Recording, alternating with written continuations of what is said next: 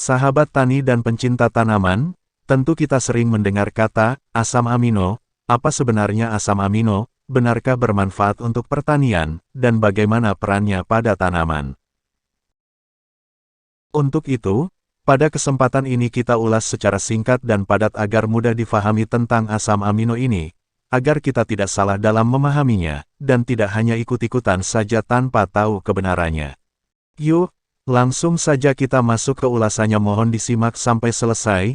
Kami ucapkan salam sehat sejahtera untuk kita semua. Semoga sahabat tani semua selalu diberikan rezeki yang lancar dan barokah. Amin. Asam amino merupakan senyawa karboksilat yang memiliki gugus amina pada rantai karbonnya. Asam amino memiliki rumus molekul RCHNH2COOH. Asam amino merupakan protein yang sudah dipecah melalui proses metabolisme menjadi molekul-molekul kecil sebagai bahan dasar untuk proses biosintesis. Secara umum ada lebih dari 20 jenis asam amino dalam proses biosintesis. Selain manusia, tanaman juga membutuhkan asam amino untuk meningkatkan hasil dan kualitas secara keseluruhan. Beberapa penelitian menunjukkan adanya asam amino secara langsung atau tidak langsung dapat mempengaruhi aktivitas fisiologi tanaman. Kebutuhan asam amino dalam jumlah esensial pada tanaman dapat meningkatkan hasil dan kualitas secara keseluruhan. Bagi tanaman, asam amino adalah senyawa yang membentuk beberapa hormon, zat pengatur tumbuh, hormon tanaman seperti auksin, sitokinin, giberelin, dan hormon terkait dengan terbentuknya bunga dihasilkan dari sintesis asam amino. Sintesis tersebut dibantu oleh prekursor. Dalam kimia, prekursor adalah senyawa yang berpartisipasi dalam reaksi kimia yang menghasilkan senyawa lain. Dalam biokimia, istilah prekursor sering merujuk lebih khusus pada senyawa kimia yang mendahului senyawa lain dalam suatu jalur metabolisme, seperti prekursor protein.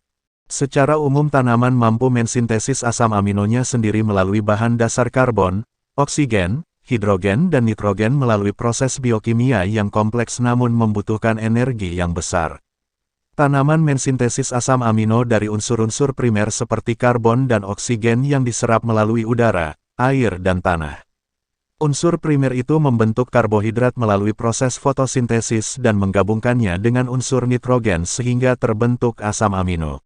Peran asam amino bagi tanaman yaitu memberikan unsur hara yang lengkap baik unsur hara makro dan unsur hara mikro, bagi tanaman, terlebih unsur hara NPK lengkap. Mempercepat proses pertumbuhan tanaman. Sebagai sumber mineral, asam amino, asam nukleat, senyawa aktif fisiologis dan polisakarida pada tanaman. Asam amino bisa dikatakan sebagai pengganti pupuk NPK yang sempurna. Karena sebenarnya pupuk NPK hanya sebagai katalis untuk menghasilkan asam amino sebelum akhirnya bisa dimanfaatkan oleh tanaman. Sifat fisika asam amino. Asam amino adalah zat yang sangat mudah mengkristal, pada umumnya larut dalam air, sedikit atau bahkan tidak larut dalam alkohol dan tidak larut sama sekali dalam air. Artinya adalah, asam amino itu lebih mudah larut dalam air dan pelarut polar lain tetapi tidak larut dalam pelarut nonpolar seperti dietil eter atau benzena. Fungsi pupuk asam amino. Asam amino memainkan 3 peran dalam pertumbuhan tanaman, yaitu 1. Sumber tambahan nutrisi nitrogen. 2. Agen chelating untuk ion logam. Asam amino memiliki fungsi ion logam chelating, dan mudah untuk membawa unsur-unsur medium dan jejak kalsium, magnesium, besi, mangan, seng, tembaga, molibdenum, boron, selenium, dan lain-lain yang dibutuhkan oleh tanaman ke dalam tanaman. Juga, asam amino meningkatkan pemanfaatan berbagai nutrisi tanaman. 3. Asam amino adalah promotor dan katalis untuk sintesis berbagai enzim pada tanaman, dan memainkan peran penting dalam metabolisme tanaman. Namun, asam amino mudah berasimilasi dan terurai oleh bakteri di dalam tanah, sehingga tidak cocok untuk digunakan sebagai pupuk dasar dalam tanah. Sebaliknya, itu dibuat menjadi pupuk daun dan disemprotkan pada daun untuk memungkinkan tanaman menyerap asam amino dan elemen lainnya langsung melalui daun. Secara spesifik, manfaat asam amino pada tanaman yaitu 1. Meningkatkan aktivitas mikroba tanah. Asam amino adalah nutrisi bagi mikroba tanah. Aplikasi asam amino ke dalam tanah akan meningkatkan aktivitas dan populasi mikroba menguntungkan, keseimbangan dan aktivitas mikroba yang tinggi di dalam tanah akan memperbaiki mineralisasi bahan organik di dalam tanah, sehingga meningkatkan kesuburan tanah. Jika siklus hara berjalan dengan baik dan ketersediaan nutrisi ke tanaman menjadi lebih banyak, maka keberadaan mikroba tanah merupakan salah satu kunci untuk meningkatkan kualitas tanah. 2. Mengatur pembukaan stomata. Stomata berperan dalam regulasi keseimbangan kelembaban di dalam tanaman melalui proses transpirasi serta membantu pengangkutan transportasi nutrisi di dalam tanaman.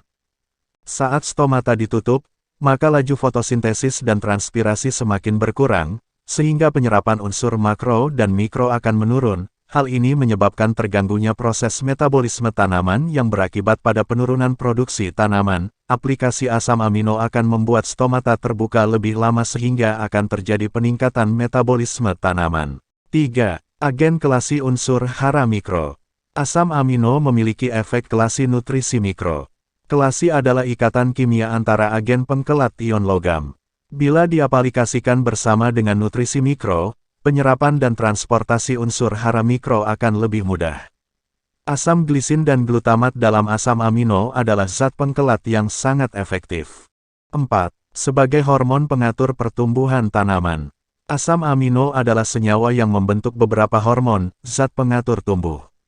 Hormon tanaman seperti auksin, sitokinin, giberelin, dan hormon terkait dengan terbentuknya bunga dihasilkan dari sintesis asam amino. Sintesis tersebut dibantu oleh prekursor. Metionin adalah prekursor etilen, triptofan adalah prekursor auksin sedangkan arginin menginduksi pembentukan hormon pembungaan. 5. Meningkatkan kandungan klorofil dan laju fotosintesis. Tanaman melakukan fotosintesis untuk memproduksi karbohidrat. Tingkat fotosintesis yang rendah akan berakibat pada berkurangnya sintesis karbohidrat fotosintat. Kandungan klorofil sangat berperan dalam proses fotosintesis terhadap penyerapan energi cahaya matahari. Semakin tinggi klorofil, laju fotosintesis juga lebih tinggi. Aplikasi asam amino akan meningkatkan kandungan klorofil pada daun sehingga laju fotosintesis menjadi lebih tinggi. 6. Menghindari stres lingkungan. Kondisi stres lingkungan seperti suhu tinggi, kelembaban rendah, kekeringan, serangan hama, banjir, atau fitotoksik akibat pestisida memiliki efek negatif terhadap metabolisme tanaman menyebabkan penurunan kualitas dan kuantitas produksi tanaman. Aplikasi asam amino dari luar baik sebelum, selama, atau setelah terjadinya stres lingkungan akan memberikan asupan asam amino yang secara langsung berhubungan dengan pengelolaan fisiologis pada tanaman akan berdampak baik pada tanaman karena tidak membutuhkan energi yang besar untuk membuat asam amino sendiri. Aplikasi asam amino bisa digunakan untuk tujuan memperbesar buah, umbi, batang tanaman bahkan getah tanaman yang bisa disesuaikan dengan jenis metode yang dituju untuk hasil yang optimal, baik komoditas tanaman pangan, hortikultura dan perkebunan. Kandungan asam amino tertinggi terdapat pada isoleucin, daging merah, daging putih, ikan, telur, keju, lentil, kacang-kacangan, dan biji-bijian. Leucin, susu, kedelai, kacang-kacangan, dan polong-polongan, dan lisin, daging, telur, kedelai, kacang hitam, quinoa, dan biji labu. Demikian ulasan ini, semoga bermanfaat. Jangan lupa untuk pencet tombol subscribe dan like. Terima kasih, berkah barokah.